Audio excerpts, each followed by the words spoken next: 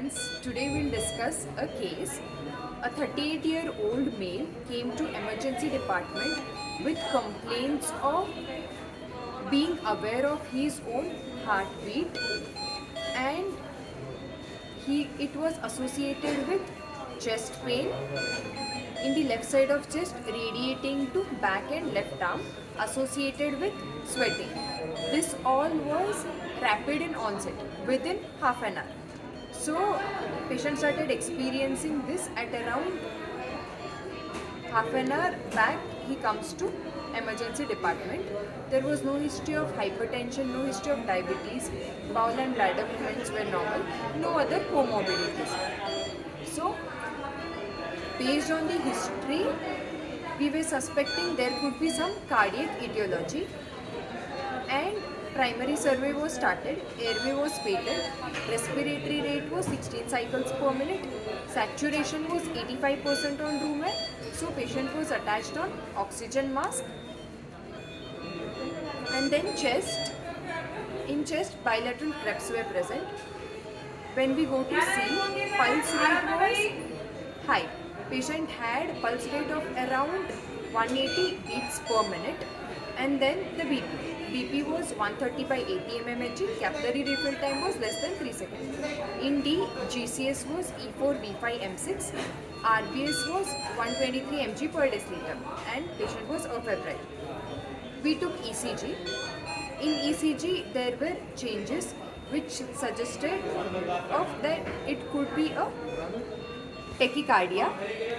So now let's look at the ECG, what changes we saw. So as soon as the patient came to emergency department, this was the ECG which was taken. So here you can see that this is R wave and this is the second R wave. Between two R wave around 1.5 boxes there. So the way we calculate rate is 300 divided by 1.5. So it comes out to be around 200.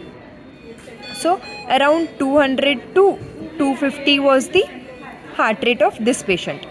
So based on this ECG, we can say that patient had supraventricular tachycardia. Now, in being in emergency department, we have to immediately start managing the emergency case, that is supraventricular tachycardia. So now let's see how to manage a case of supraventricular tachycardia.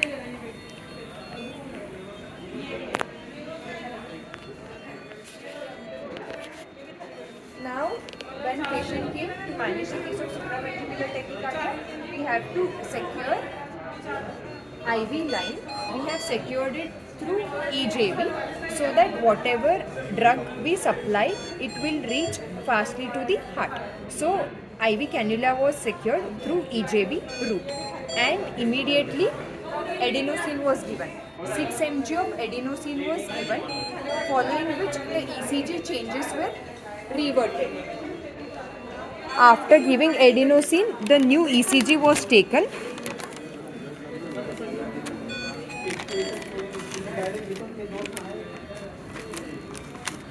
This was the ECG post adenosine.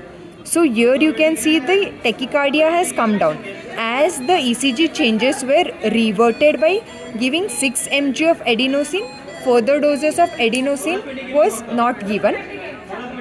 Now let's look at the management of supraventricular tachycardia. So whenever patient with supraventricular tachycardia comes and patient is stable, first thing what we are supposed to do is vagal manual. In vagal manual there is carotid massage. So before doing carotid massage, we should look for carotid growing. First step, look for carotid growing.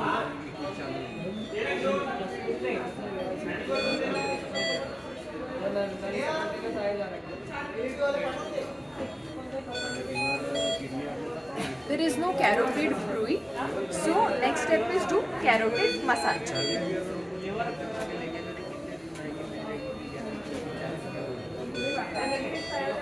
So carotid massage is done for maximum around 20 seconds, not more than that. By that, the pulse rate should come down, because by doing carotid massage, you are stimulating the vagus nerve, which is parasympathetic. So it should reduce the heart rate. As by giving carotid massage also, heart rate was not reduced. Next, we go for the drug. The drug what we used over here is adenosine 6 mg. By giving 6 mg of adenosine, ECG changes were reverted, so we have stopped them. But in case if ECG changes are not reverted, we increase the dose to 12 mg. Even if by 12 mg we are not getting the required response, then we increase the dose to 18 mg. This is the management in stable patient. If the patient is not stable, then we prefer giving TC cardioversion. In this case, based on the history, we can come to certain diagnosis, because the way patient with supraventricular tachycardia present is, it's rapid in onset and patient presents with palpitation, tachycardia. As this patient presented, he was aware of his own heartbeat, he was feeling tachycardic. He was telling that his heartbeats are so rapid that he is able to listen to it.